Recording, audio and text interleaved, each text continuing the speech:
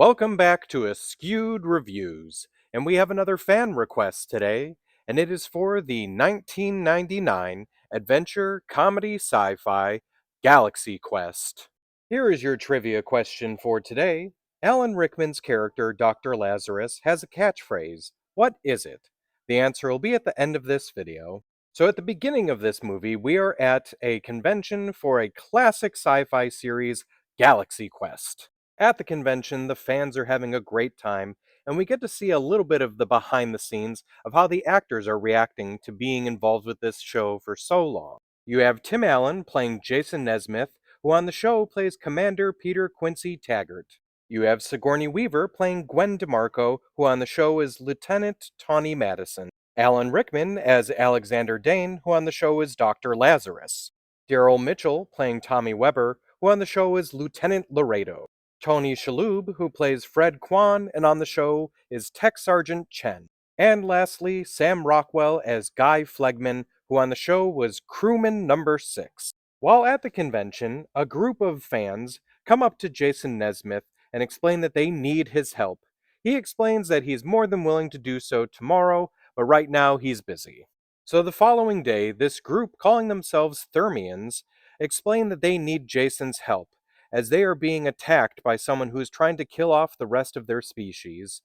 Jason is in a bit of a hungover stupor and thinks that all of this is fake, even though they do actually bring him up to a spaceship.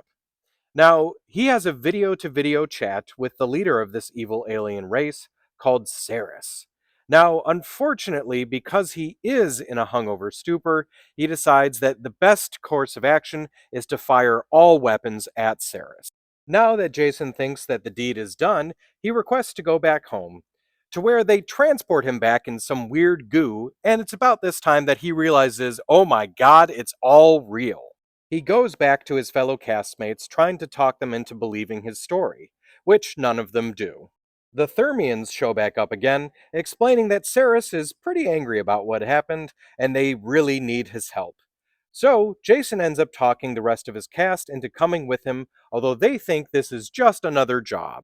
They very quickly find out that it's all in fact real, and now they're up in space.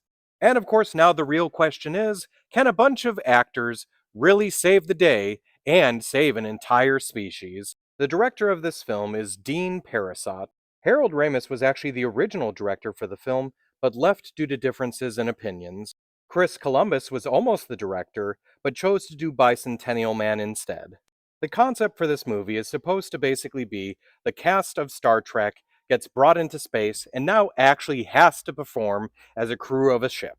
Tim Allen's character of Jason Nesmith is of course supposed to be a parody on William Shatner's character Captain Kirk from Star Trek. In fact, the scene in the film where Jason Nesmith is in the men's room at the convention, overhearing people bad-mouthing him, is an actual event that happened to William Shatner at a convention in 1986. There's also the joke about Jason losing his shirt during the fight with the rock monster, which is funny as William Shatner continually lost his shirt throughout the series of Star Trek.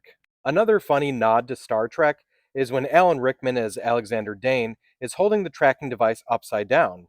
This is because Leonard Nimoy in the original Star Trek series kept holding the tricorder incorrectly. The rock monster in the film is also a reference towards Star Trek, as William Shatner made the film Star Trek V: The Final Frontier. Now, he wanted to put rock monsters in the movie, but the budget wouldn't allow for it. Here's one last Star Trek reference, although I'm sure there's plenty more in the film. Sigourney Weaver's character Gwen DeMarco mentions an interview she had that consisted of 6 paragraphs about her boobs and how they fit in her suit. This interview actually happened to Jerry Ryan, who was playing Seven of Nine on Star Trek Voyager. Well before this movie came together, Tim Allen was apparently a huge fan of Sigourney Weaver, especially the Alien films. So he asked her to autograph some of the Alien memorabilia that he had. She did, but she signed it in a way that apparently really pissed off Tim Allen. She signed it, "Stolen by Tim Allen, love Sigourney Weaver." Speaking of the film Aliens, Sam Rockwell actually based his performance of Guy after Bill Paxton's performance in Aliens. Also, when speaking about performances, Enrico Colantoni, who plays Malthazar, actually appeared at his audition doing the voice and the mannerisms that you see in the film. They loved it so much that they used him as an example for the rest of the actors. Speaking of the Thermians, in the film they mention that they're from the Klaatu Nebula, which is a reference to the day the Earth stood still, as the words Klaatu Barada Nikto are very famous from that film. Did you happen to recognize the robot that was on the stage here at the convention? Well, it's from the movie Toys. That's right, the exact same robot was used in both films. The character Saris is actually named after a film critic named Andrew Saris, who apparently once trashed the producer of this film, Mark Johnson's movie, The Natural. Alan Rickman has never been a huge fan of the sci fi genre. It was actually the script that he read that he thought was fantastic, and that's why he did the film. The section of the ship that has all the pulverizers, that's affectionately called the chompers, was actually inspired by the rotating blade hallway from the movie Event Horizon. This part I just find so funny. When they first meet the aliens and actually see what they look like, Sam Rockwell screams, and Sigourney Weaver's character reacts towards the scream.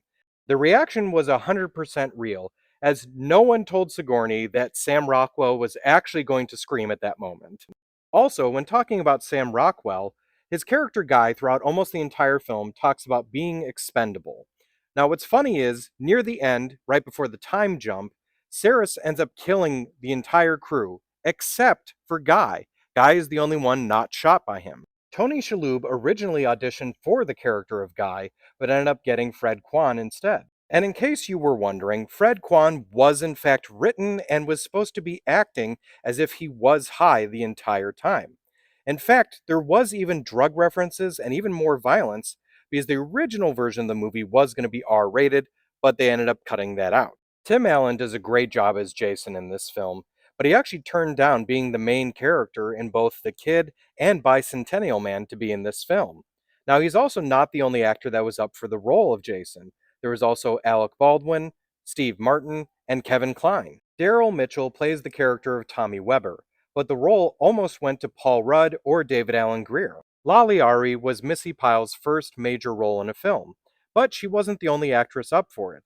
Apparently, Jennifer Coolidge might have been that character as well. This film was Justin Long's first cinematic debut, but the character of Brandon almost went to Kieran Culkin, Eddie K. Thomas, or even Tom Everett Scott. Another actor that had their cinematic debut in this film was Rainn Wilson.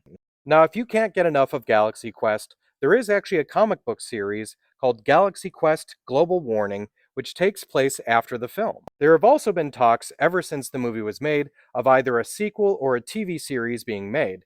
Now, there has been some back and forth on that.